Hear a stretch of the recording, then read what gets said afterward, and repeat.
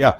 So, my dear friends from media, I have just mentioned that I'm also from this very field. I also represent the fraternity of journalism because I started my career as a journalist. I was an editor of two monthly magazine. I started in print medium. Then I also know right from capturing to ingesting and to edit and to voiceover also. So all my dear friends from my own fraternity. So it will be a very short press meet. I have already addressed our local people from you know, uh, different arenas of public life. So the very things I'm going to reiterate to you in front of you. So first of all, at the outset, I would like to say that our central government, our NDA government led by Honorable Prime Minister Pranab Modi ji is always committed for the overall development right from Kashmir to Kanyakumari, from Mizoram to Gujarat, and practically what is delivered, we have practically seen it. Pranab Modi ji considers Mizoram and the Northeast as a whole to be the growth engine of modern India. It is Ashlakshmi. Being a member of BJP and a citizen of this beautiful Northeast, we also always take pride that our Prime Minister has visited the Northeast for more than 60 times. This is unprecedented.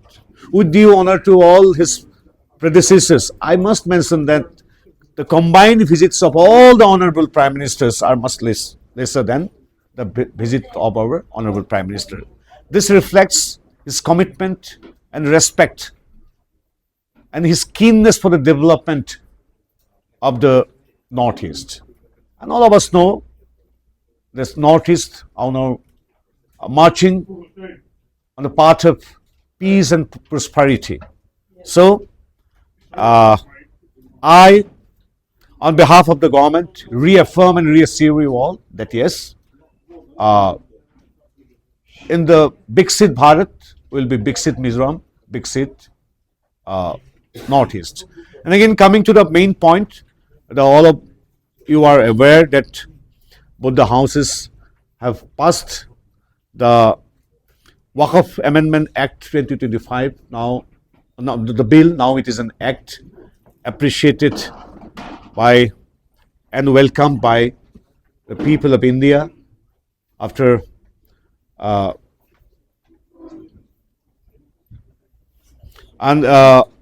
Waqf Amendment Act 2025 is not just a legislation.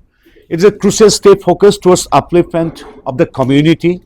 It was passed after an unparalleled democratic process, including 38 meetings of a 31-member joint parliamentary committee over 5 months, analysis of 7,772 petitions, consultations with 284 delegations, review of nearly 1 crore online suggestions, and over 25 hours of debate in the parliament.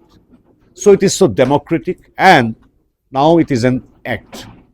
As our Prime Minister Narendra Modi ji has said that passage of the bill, I quote, marks a watershed moment in our collective quest for socio-economic justice, transparency and inclusive growth. This will particularly help those who have long remained on the margins, thus being denied both voice and opportunity, I unquote. So this will promote autonomy, equitable representation and efficient governance of properties belonging to different sects addressing their unique concern. Women's rights are also central to this reform. Family Waqfs must recognize, Waqf must prioritize ensuring that daughters, widows and divorced women receive their legal share. The amendment further strengthens this by allowing Waqfs to support the welfare and maintenance of these women, making community welfare a living reality. So the Waqf Amendment Act 2025 aims to unlock Waqf's economic potential by enforcing accountability and professional oversight. Despite managing land worth lakhs of crores, Waqf generated only 126 crore rupees in 2025, the far below the 12,000 crore rupees annual potential. It has got the, already all of us know that it's millions of bighas and acres of lands are there. So it has immense potentiality to uh, generate revenue up to 12,000 crore. But unfortunately, it generated only 126 crore in 2025. So this act marks beginning of the new era of digital governance. Everything will be digitally recorded and accessible to each and every citizens concerned, and this will ensure transparency and accessibility of every registration, mutation, audit, lease, and if there is any litigation also.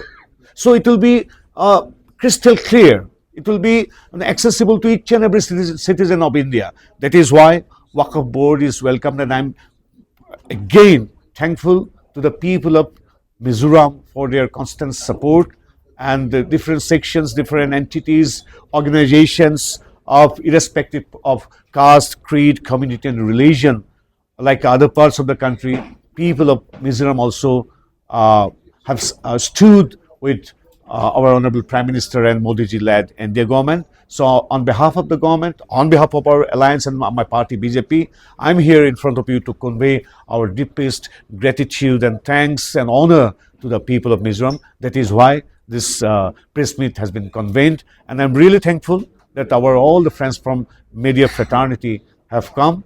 And as a journalist cannot be former journalist. As a journalist, apart from being a minister, I convey my love and respect to my fellow journalists. Thank you. Jai Mizoram, Jai Hind. Thank you. That's all. So I'm so proud to say that Mizoram is very rich in its diverse culture, right from cuisine to textile. I'm wearing Radisman Problem Mizuatra, right? So from textile to cuisine, from art and culture like performing arts, music, drama, to each and every, even the social lifestyle of a rural or urban lifestyle, in every sphere, Mizoram, like all the other, states of our northeast, is very rich in culture. So we, the people of Mizoram and the other parts of the country, do know that Mizoram has immense potential to grow in each and every sector. And what we could not do in the last 6 decades, now under the stewardship, under the leadership of Adharaniya Modi ji, we have already on the path of development. Peace and harmony are prevailing now here, and this is the foremost requirement for a developed state. And I think you have already noticed that right from the donor ministry, NEC, this particular ministry is fully dedicated for the overall infrastructure development of Northeast, and each and every fortnight one minister must visit Mizoram and the other states so that to get first-hand experience and monitoring of the developmental works, and also connectivity is other priority. I'm very happy to say that for the first time again our Mizoram is going to be connected with the other parts of the country through railway network, right from railways, airways, roadways, and digital digital connection also. Our government are working very hard to get it connected to the rest of the world and the country, and we have been successful. And after connectivity, infrastructure development, you have seen that the budget allocation for Northeast and Mizoram also, the budget allocation grants in the end, and budget allocation for the overall infrastructure development along with other expenditures, the budget has been increased by many times compared to the previous governments. I should not compare actually right at this moment because I'm limiting myself to Waqf Amendment Act. But practically the assistance from all the sides, right from security to development, from tourism to textile to everywhere, we are collaborating, we are marching join hand in hand with the state government and people of Mizoram. So definitely it is not a job, it is not a task that can be done overnight, but I'm optimistic that with these projects and plans and schemes, definitely we will march along with other states for a Bikshit Bharat, the aim which we have already dreaming and working for to be fulfilled in by 2047. No, no, no. I have not such information. Some, no. So you see, more than 1.1 billion people are here, and more than 5 million people are in the Northeast. Critically, intellectually, one or two person or persons or any organization may sometimes debate each and every in this democratic country. We NDA, we BJP, our government always encourage fruitful and positive debates. So some may have some debate, they have participated debate, they have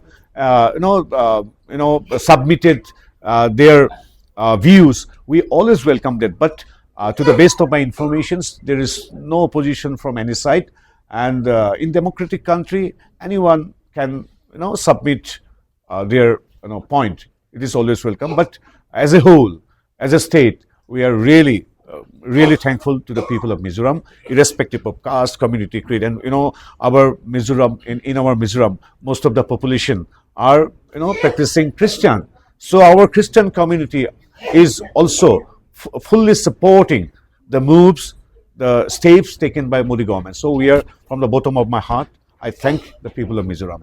So I have nothing to add new. Already it is being reiterated by Home Ministry of India.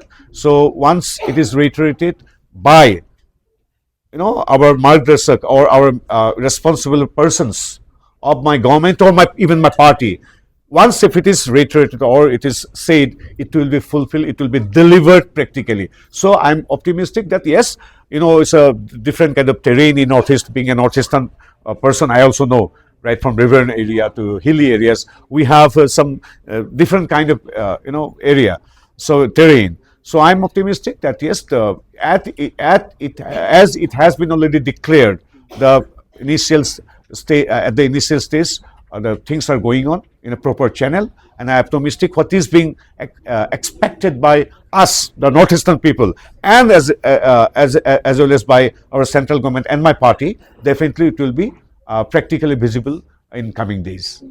So thank you. Otherwise, if I speak too much, my waqf will be diluted.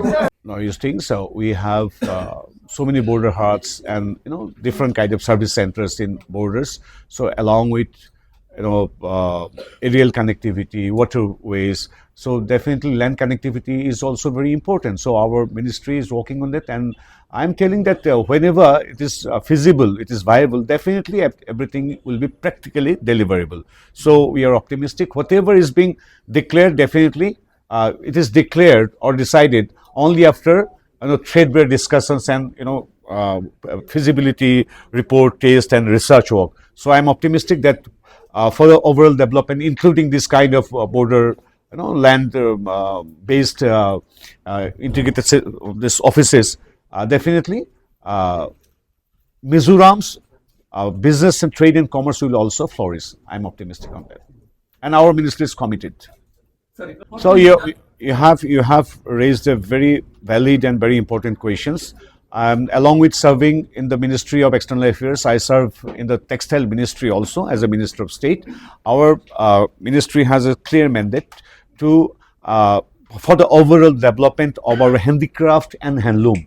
And I'm again very proud to say, being a person from the Northeast, we are very rich in our cultural heritage, especially in the textile. Each and every community of Northeast, even in the different communities of Mizoram also, we have different pattern, texture, different motif and style of weaving. we have more than 220 tribes, sub-tribes and communities in Northeast India, and each and every community has different kind of textiles. So we are very rich, and I began my address with by appreciating and taking pride of our Mizoram textile. So we are rich. So we have many programs for the overall development of our textile weavers, especially handloom weavers and the handicraft artisans as well. So in handloom sector, we provide upskilling and skilling of the weavers. Especially there is a scheme called Samarth. So for that we have to get informations in a very organized manner from the stakeholders of the state governments or other agencies. But we have already started giving training to our Mizo weavers also. But it has immense potential to make it many folds. So we have summer training program and subsidized yarn to provide subsidized rate in yarn to our weavers. Point 2. Point 3. The looms and the traditional looms, maybe looms and other accessories. And again, we are encouraging R&D for taking steps or to invent something to increase the productivity of the traditional looms, keeping the tradition intact. We cannot put machine in handloom, otherwise it will lose the character of handloom. So handloom must be handwoven. Handloom products must be handwoven. So it should have this our handloom. But how we can increase the productivity, the speed of weaving, the production, how they can be, they can utilize their maximum time proportionally to the maximum production. So we are working on that also. Thirdly, we have been successful. We are connecting our handloom weavers of remotest area, even of Mizoram, remotest area, to the global market. We have already started some portals, and we have already started bringing our handloom weavers from Assam, Mizoram, Nagaland, Meghalaya, etc. to the global platforms like different kind of international fairs and trade fairs and other events held in Delhi or other metros and even abroad. So these are the things we are doing. But yes, you are right. It is obviously it is natural. Though handmade things have immense competition with man-made or machine aided weaving system. But handloom is always handloom. It is a niche product and it has global demand. And I assure you that under the Ministry of Handloom, Minister of Textiles definitely will work for the betterment and development of our entire handloom industry of Mizoram. Yesterday, I had spoken to Honorable Chief Minister and my colleague, the BJP President also. We are working on that. Especially, I would like to mention you that muga is grown only in Assam. The costliest, the most expensive silk yarn. So in Mizoram also, it can be grown. So our party, the present government, other stakeholders also have just mentioned it that yes, we have immense potential to grow more mulberry, tassar and muga. So on that also, we are looking forward to work something practically for the overall benefit and production of silk in Mizoram. In Meghalaya, they have been very successful.